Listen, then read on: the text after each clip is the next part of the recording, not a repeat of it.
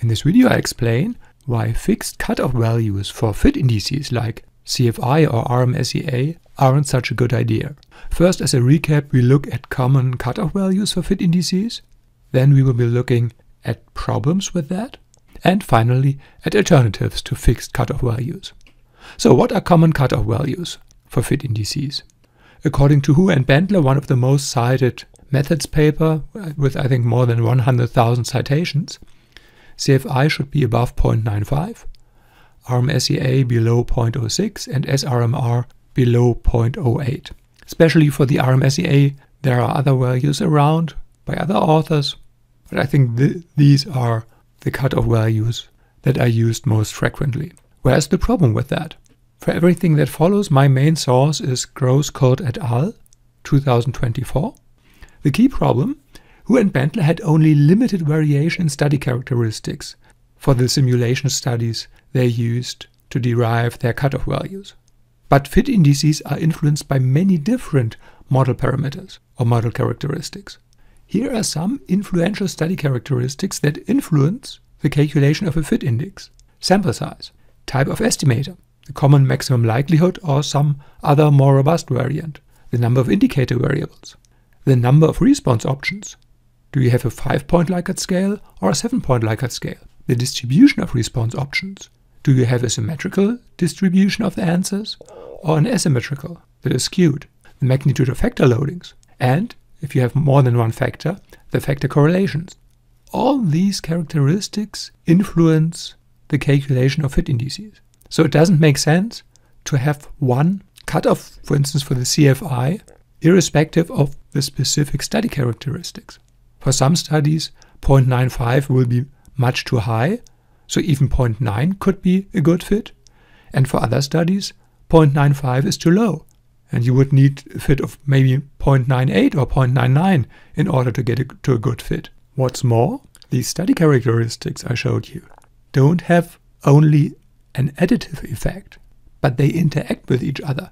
So some study characteristics moderate the effect of other study characteristics on the fit indices. So for that reason, those classical cutoff values by Hu and Bendler or by other authors don't make that much sense. What are alternatives? First, you could use table-based cutoffs. Grosscott et al. Used a wide range of study characteristics and, based on those simulations, calculated cutoff values for CFI, RMSEA and SRMR for many different combinations. You can find that in the additional files you can download for that paper in file number 5. And there are tables for many combinations of study characteristics, primarily simple CFAs with 1 or 2 factors. This is just one example, table A8, in this case for the CFI, but there are similar tables for RMR or RMSEA.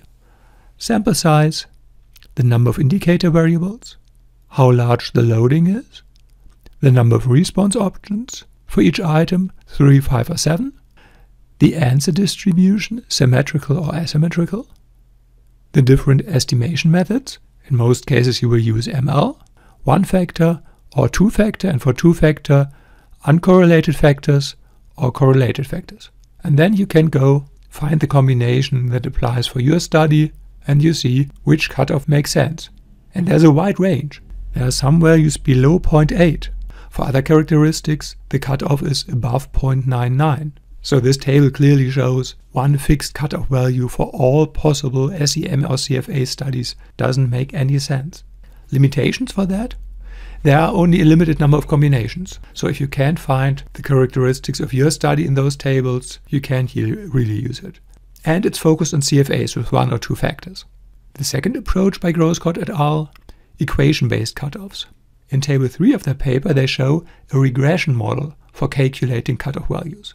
As an input for this regression, you specify your study characteristics on the different dimensions I showed you earlier, and then with a regression you can calculate the cutoff values for the different fit indices. I think this approach is somewhat similar to meta-regression, but in this case you don't have different published studies as the basis for meta-regression, but you have different simulation runs.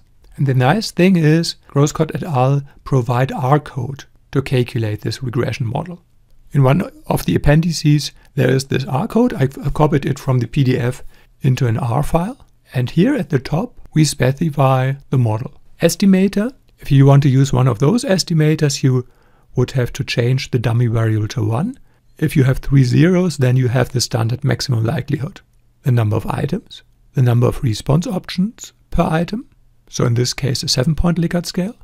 Here, whether the answers are symmetrical or asymmetrical, 0 symmetrical, the magnitude of the loading, the sample size, the number of factors, here a 1-factor CFA, and only if you have more than 1 factor here you could specify 1 if the factor should be correlated.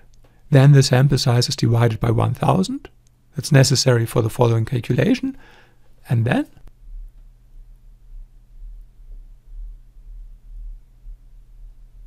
you get code for calculating the cutoff values.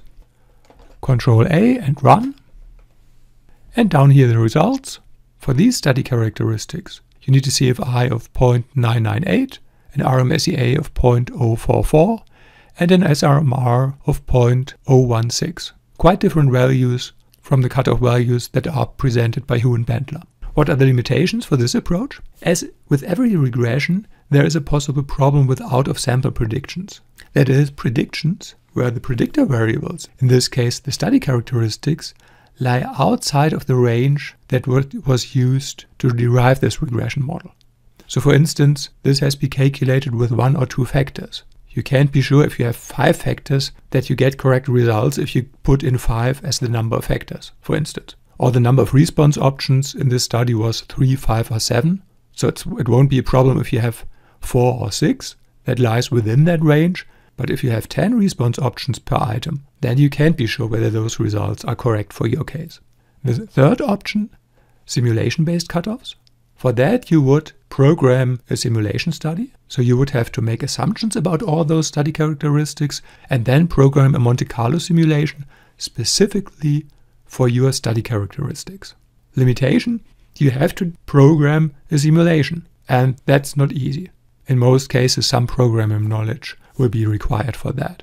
If you want to know more about this and how you could do that, this paper by McNeish and Wolf can be a valuable source for that. This concludes my overview about the problem with fixed cutoff values for SEM and CFA. Thanks for watching and see you in the next video.